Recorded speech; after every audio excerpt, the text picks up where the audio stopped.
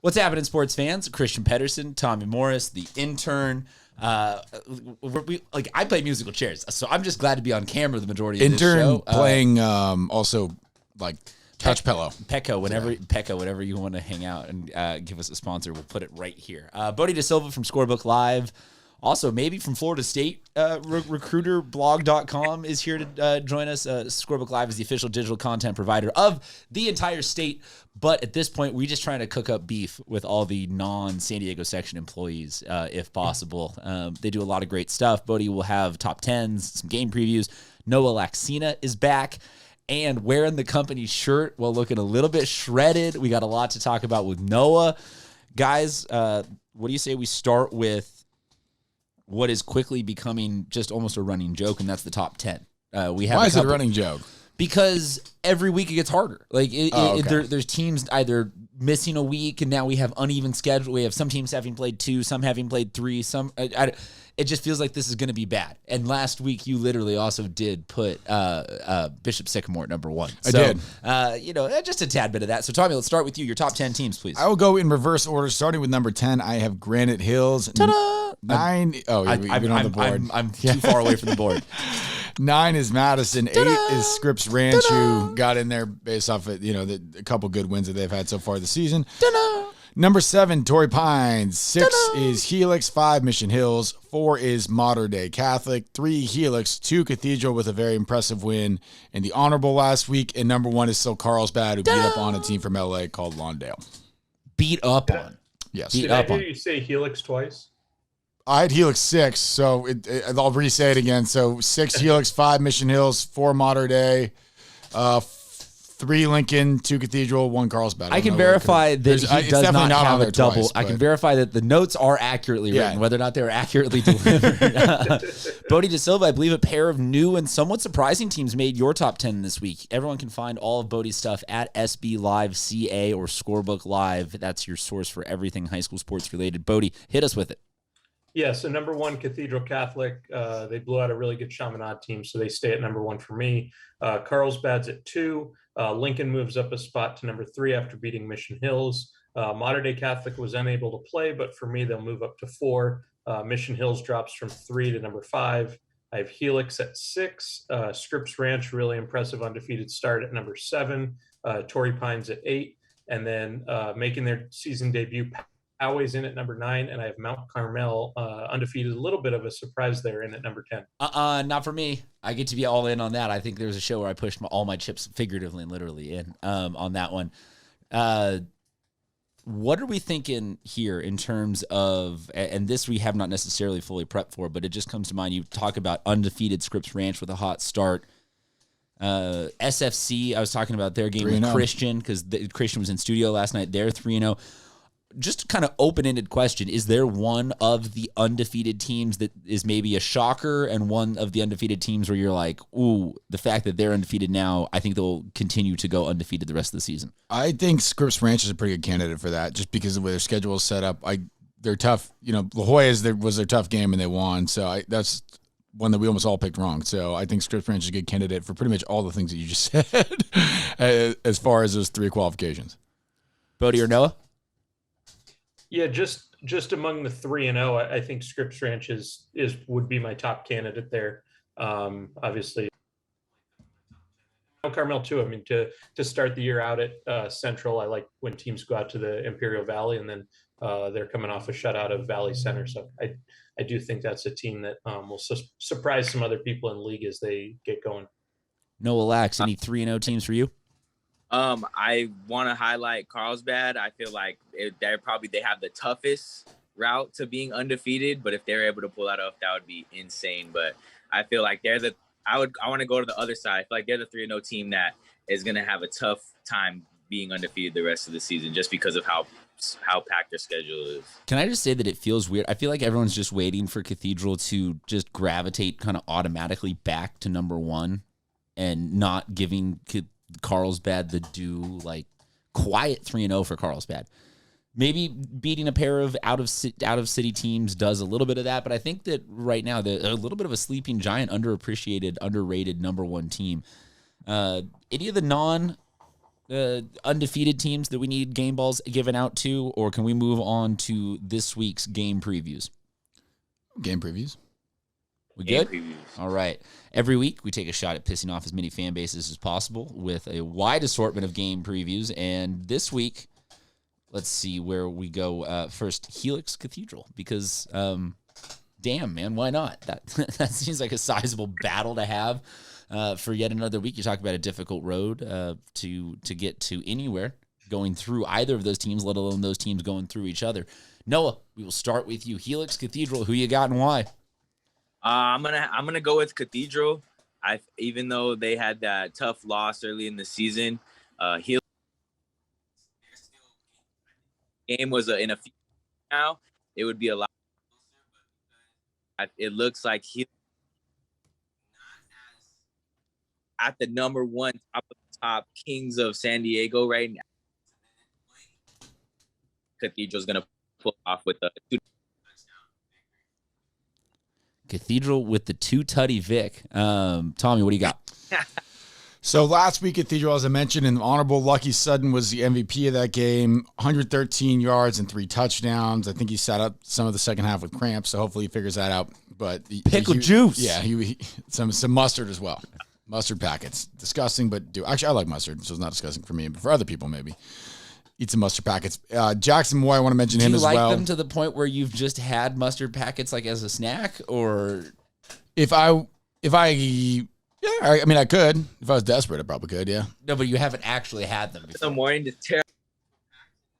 No, but not like that. No, but I have like if I'm like done with a sandwich, like dip stuff in just in the mustard. You'll eat the leftover mustard? Like there's like leftover lettuce, I'll pour it in the mustard and eat it that way. I don't know. I like it. Whatever. Wait, mustard, how about mustard on fries? Because I get roasted for mustard on fries. Not a French fry guy, but I would.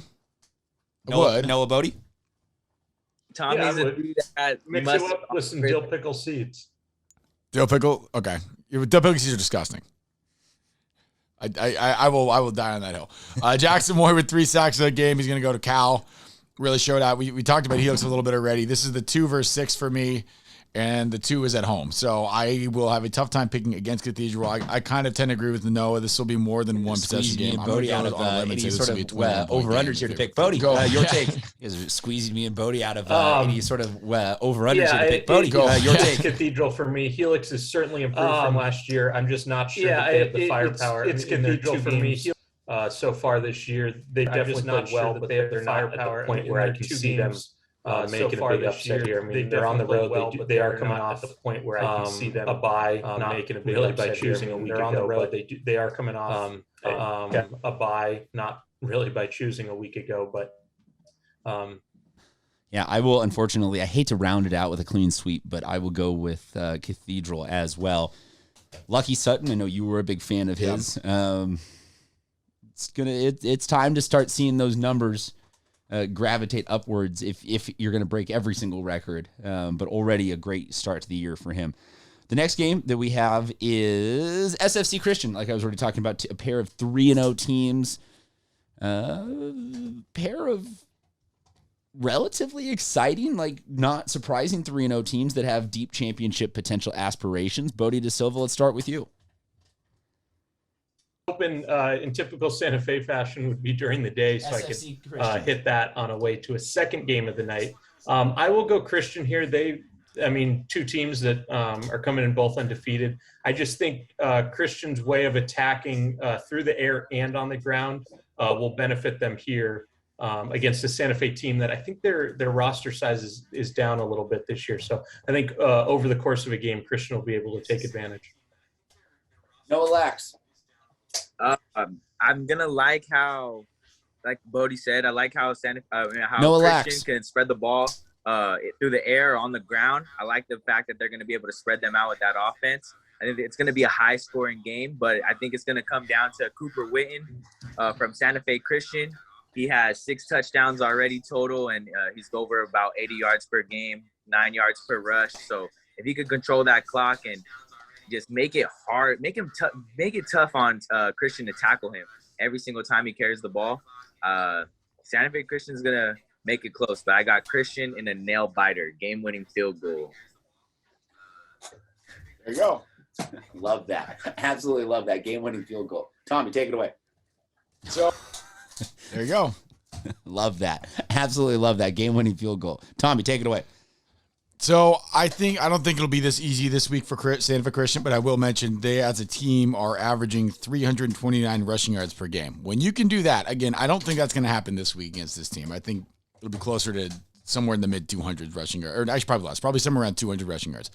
But I think when you can do that and you can keep the ball out of Jake Davila's hands, it's huge because Christian's got a great coaching staff. They can score fast. So you want to take as much time as you can with the ball.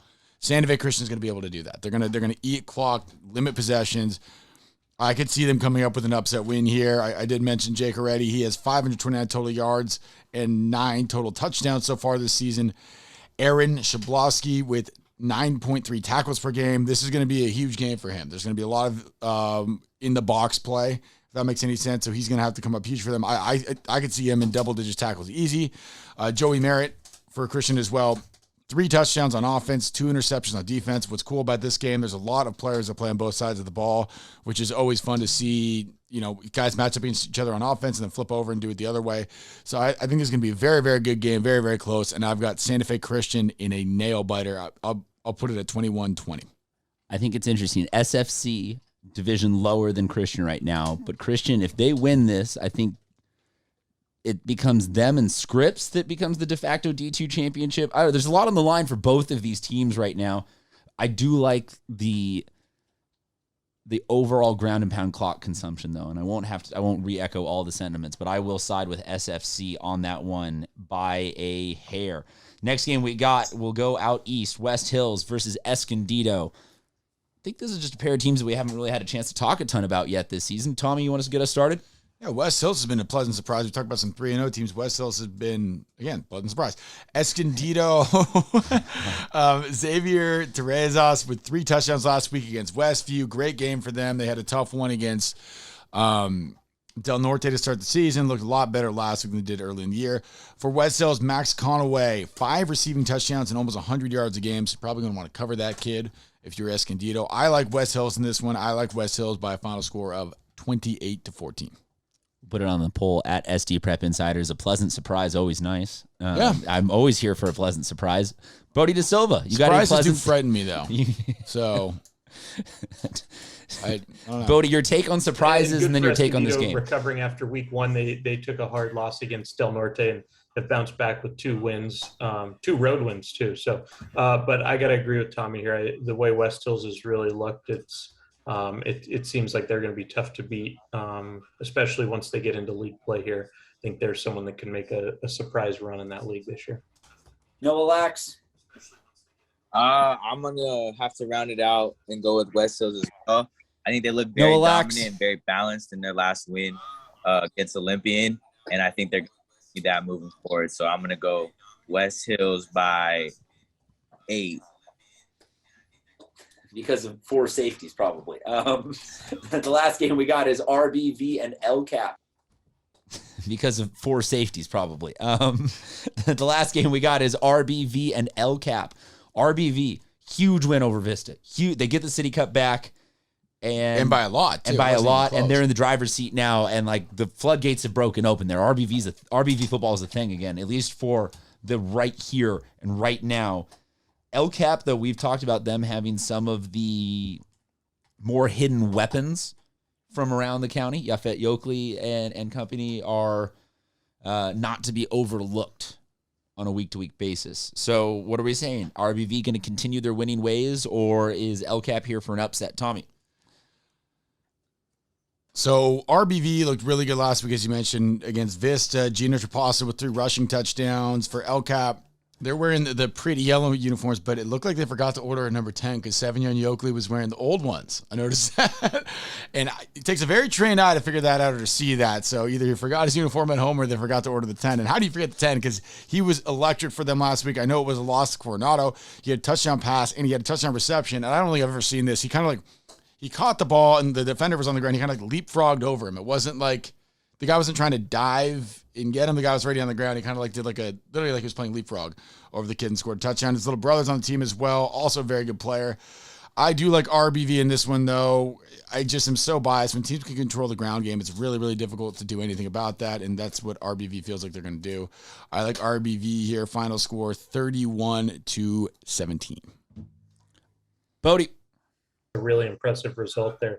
I'm going to go with El Cap to get the upset here this week. I think Rancho Buena Vista used a lot of energy last week, and I think they'll be coming back to earth a little bit, and really like what El Cap can do on offense. Obviously, you guys mentioned the Oakley, so I will take El Cap to get a big road win.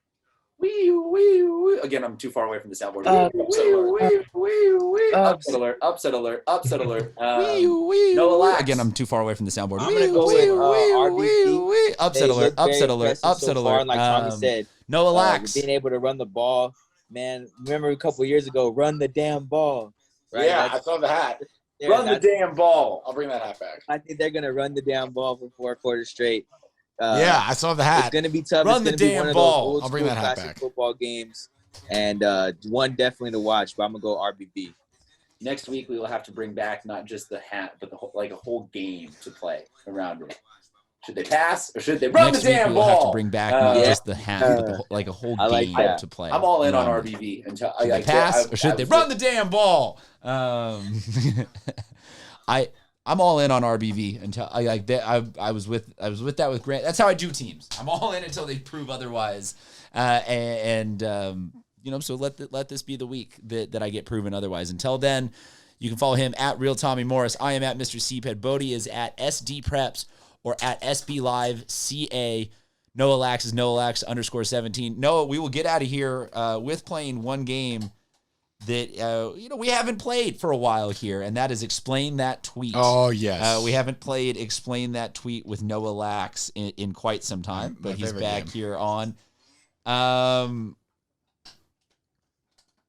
And I just want to say that this one's not like a crazy one, but we just want a little context to it. Your girlfriend my GF pre-ordered 2K 75th anniversary edition for me. We lit. Is that the peak of a relationship? Like, does it get better? Is that basically her asking for an engagement ring? Because that's the pinnacle of just like, if you get the 2K edition, the Legend edition that comes with like your My Team points, that comes with your BC. All my 2K players know what that means. So the $100 2K shoe, I'm gonna start having to look on Amazon for some. For some, you know what I mean? I'm just kidding. No, but no, putting up with. Noah, you're always a champ for putting up with us. We appreciate you, man. No. What's your My Players field goal percentage right now? I know you know off the top of your head. Wow. Swish. I'm so bad at that game. I can't even play that game. Wait. No, are you a button press shooter or a joystick shooter? Yeah, I agree. I agree with you.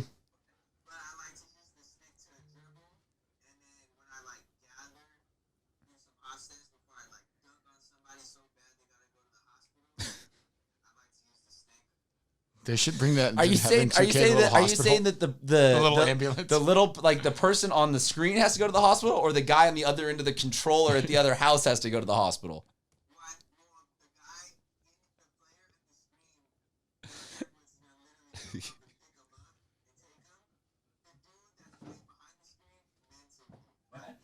They used to have that in Madden. I think people forget about that. Like before 2000 in Madden, they literally had an ambulance. Really? You remember this? No, I don't. It's wild. Find a photo of it for us. Until then, we will say see you guys next time.